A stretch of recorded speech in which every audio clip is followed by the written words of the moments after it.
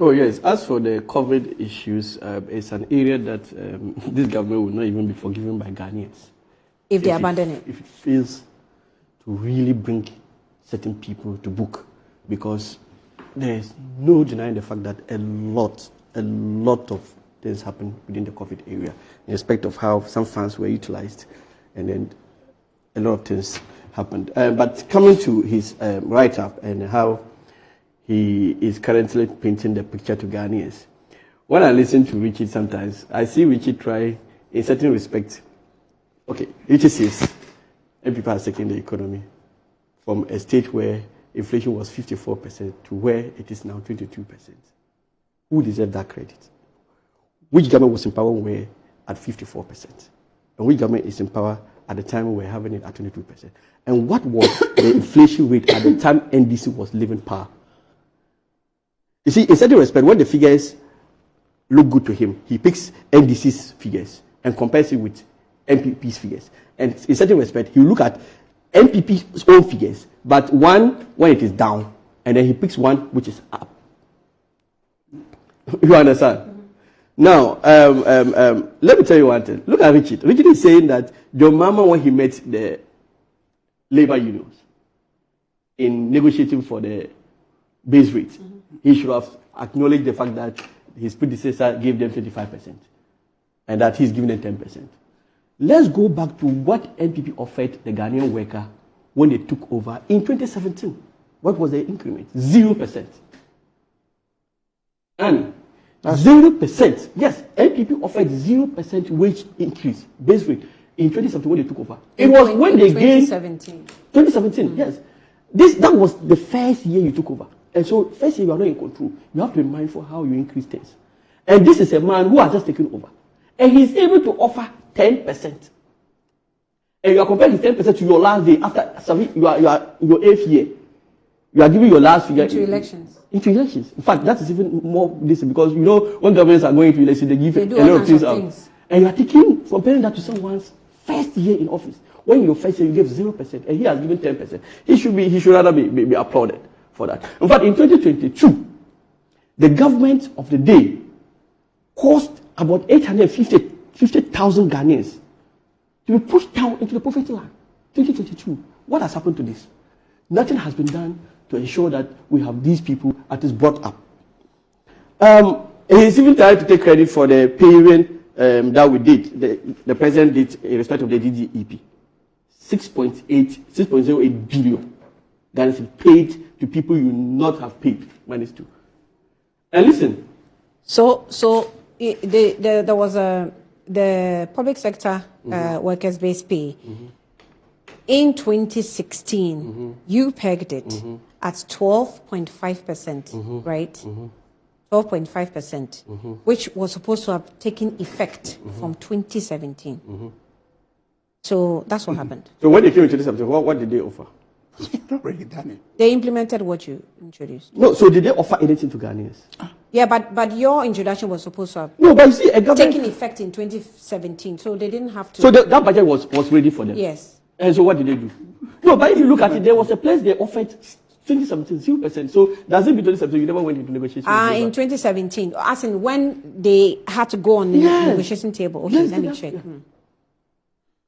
Each government living power would make projections for the next. But when you come, the labor will still meet you. You understand? And push for their bit of it. If you check. Now, you are talking about an economy where we are locked out of the international market. In fact, it's now that they are opening the door small for us. And you are telling us you are leaving us a better economy. When you were taking over the Ghanaian economy, you could go on a borrowing spree. In fact, the finance minister then, Akufo-Addo, had a field day in his borrowing endeavors. In fact, left, right, and center, he was borrowing. What made it possible for you to borrow at the time? It was because of the economy you inherited at the time.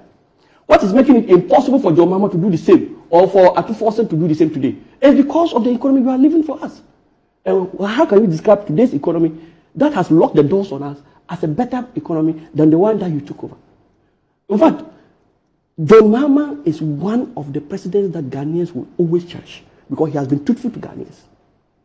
He took over the economy and he's telling them that, look, 83 plus 5 initially were even at 160 something ministers. But he says he is bringing it down to 60 ministers, and he has stuck to that figure. In fact, up to now, we even have less than 60 ministers.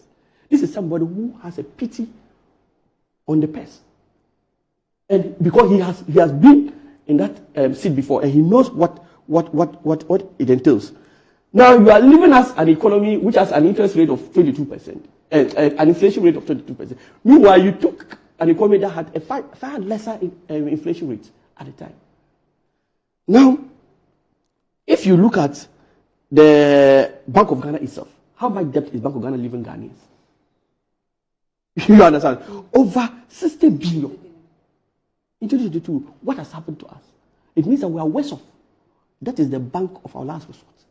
And now it's in distress. And this is what we are handing to us as a country. And you expect us to pat you on the back and say you've done well. Okay, so Mark from USA has done some research for us. He says that in 2017, beyond what you introduced, the minimum pay increased in Ghana was 10% for public sector employees, according to the information available to Ghana Web and other sources. Key points about the 2017 minimum wage increase in Ghana, that's 10% increase, and then sector affected public sector employees. So that's a research that's been sent by... So that was offered by who? In 2017. Yes. Yes. So there was a 10% increase. So I'm sure that, okay, he didn't add the date it took effect, which we have to check that as yes, well. we also have to be sure, because the government of the day always has its own figures. Yes. You understand? You can't change what has been announced before you took over. You understand? But what you offer is always what is in issue. So, can I just help you? No, you can come in. If you go to the website of the Fair Wages and Salaries Commission, okay, you will see that in 2017, there was a base pay increase of 12.5. Okay. So that matter, just move on from that. Okay. You know? What? And that projection was done by... Hold on, in 2017. Yeah, it took effect in 2017, 12.5 increase. That is what I actually said. She read 10%. That is in 2017. Yes. And it was a projection apart from that the previous... 12.5, was there any other percentage of increase in 2017? By the government of the day? Yes, it's a negotiation that was undertaken and an increase across board of base pay of 12.5. No, but that was before. By the information you have, in 2017, is it only 12.5 that is captured in 2017? Yes, that's what the communique said. Okay, so then it means that you are right about the 0%. That is what I'm saying, because this came from 2016. This was this the projection of... record from 2017. Sorry. So now let's ask ourselves, when you were living last year... You are on the Fair Wages and Salaries What was the Commission projection website. you gave to Ghanaians? Okay.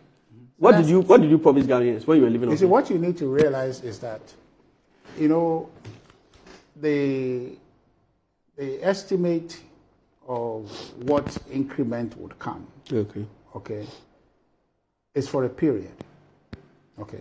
So when you estimate for the next year, it has to take effect. You understand? Okay, doesn't mean that when you were exiting, you never projected. You didn't project. You give the zero. No, you don't have to project necessarily. You can negotiate in the same year. Because we're saying that. Right. Hold on. Okay. You can negotiate in the same year, okay, and make it retrospective. Under the NDC, they have negotiated the same year. Sometimes in the middle of the year, you negotiate and then you take retrospective effect. So it's not a question of estimating or agreeing ahead, no, but it is proper, okay, for the government that is coming into office, consistent with the argument the NDC is making, to say that you have lost an election and so therefore don't employ anybody. But they in 2017 and 2016, as late in the day as 23rd December, they were negotiating with organized labor to increase their base pay by 10%. Okay. That's what they were doing. Okay. For a government that is coming in to come and pay. So they are putting a debt on their book to come and pay. And he's now trying to claim credit that they negotiated a deal and we didn't have to. Okay. When you have negotiated 10% and we have to pay it, you are saying that. So is that the same strategy you are using with respect to the public sector workers that you have employed and you expect us to go and pay. You are the ones who are doing criminal things and you are telling somebody is doing. Rigid. Okay. I am You very manage sure. the economy criminally. Look, I am very sure that by the time, you see, when the order started, if you look at your mama's commitment towards actually unnetting the level of corruption that has gone on under the MPP government, the first step was the setting up of the oral body, which has finished its work. It was merely a fact-finding mission. And if you look at the work they did, in fact, it sent even the MPP people running, because this was an institution that was not to do any prosecution. It never even did any investigation. It was just to gather information. But if you look at the level of corruption that has come out as a result of their work, it just tells you that we only have to wait for the right time. I have the firmest belief that your mama, in fact, some people are saying it, that even if your mama succeeds in holding corrupt officers under the XY administration to account and even does nothing, they will be satisfied. In fact, there are a lot of Ghanaians who believe that, because a lot of people have that feeling that a lot went under the water and then we can't allow things to remain the way they are. And so Richie should just wait. It's just too early in the day for him to expect so much from John Mahama. In fact, at the moment, if you even speak to the sector ministers, I have a friend at the Ministry of Finance who is telling me that the kind of things they are unearthing at the Ministry of Finance is mind-boggling. And so, Richard, we are not in a haste. And we are not here to persecute. In fact, we will use the right procedures and ensure that the Ghanaian taxpayer is not badly dealt with in terms of some of these things. Richard,